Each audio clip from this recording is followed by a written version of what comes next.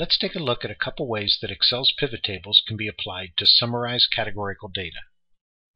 We will analyze a sample of voter registration records for 1,000 registered voters. The researcher may be interested in the age distribution of voters, or if a voter's party affiliation is related to their age, gender, or marital status. Here is a spreadsheet of 1,000 voter records along with a few of the many attribute variables for each voter. Voter ID is the first column, and we will focus on two categorical variables, party and age group, for our pivot tables. Our first question concerns the age distribution of voters, or more specifically, the percentage of voters age 40 or younger. We can use a pivot table to summarize a large data set, providing counts and percentages by category. But first, let's sketch out on paper how we want our table summary to look. We can lay out our table any way we wish, but let's put age ranges as the rows in our table. Then we can look at the associated counts per age range summed to 1,000 voters. Now let's construct our pivot table. First, click on Insert, then Pivot Table, and we need to highlight the entire range of our data set. Click on the icon on the far right, and select the entire data set of values.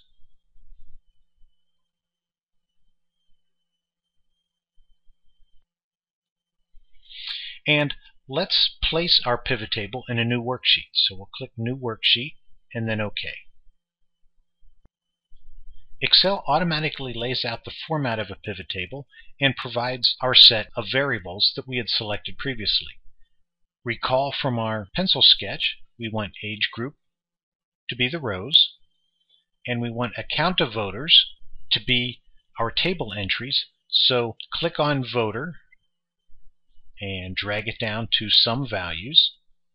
Unfortunately, it says Sum of Voter IDs. That's nonsense information here. Instead, we want a count of voter IDs. So click on the down arrow, go to Value Field Settings, and we want to summarize values by count, not by sum of IDs. Click OK, and you'll see that now we have the summary for 1,000 voters by age group.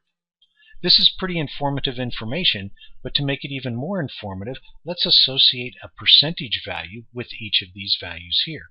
So grab Voter again, left-click on Voter, and drag it down to Sum Values. Again, we don't want sum of voter IDs, we want count of voter IDs. So we want to summarize by count, and we want to show values as a percent of our grand total of 1,000. And you'll see that now we have a pivot table that shows both the count of voters and the percentage of voters, and it's very easy to see 16.8% of voters are age 40 or less. That's one type of pivot table. Now let's construct a two-way table, or sometimes this is called a two-way crosstab table, of age group by party affiliation. To do this, now our pencil sketch becomes even more important. So let's go to a pencil and paper, and let's sketch out how we want this new table to look. Since we used rows to define our age categories previously, let's continue with that. So we've defined age categories by row, and our columns will be defined by the party affiliation. We're going to highlight the party affiliation within each age category. So in this case, we want the values within our table to sum across the rows to 100%. This isn't necessarily correct or incorrect, it's just one way of showing the data. We could just as easily sum the values within each column to 100%.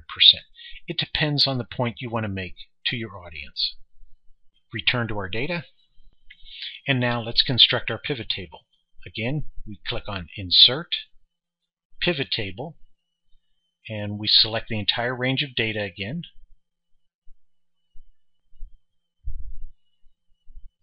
This time we want to write our pivot table into the same worksheet we used previously. Our worksheet is in Sheet 1 exclamation point starting in cell A20.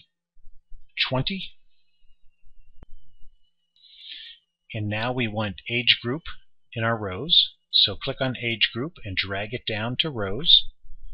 We want party affiliation to be in the columns. And we want voter ID to be our values in the table. Again, it shows up as sum, and we need to change that to count of voter IDs. Let's change the value field setting to count. But now, instead of looking at the counts of values, we only want to look at percentages. And we want the percentages to sum across the rows to 100%. So we want percent of row totals as our percentage values. Now we have our two-way classification table, or two-way crosstab, age group by party affiliation. And we can see a couple interesting findings here.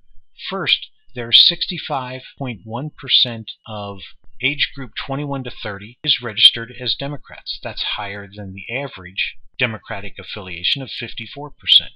Similarly, within the age group of 71 and higher, we see a higher than average Republican affiliation. These are two possible pivot tables available to you in Excel. I hope they're useful for you. Thank you.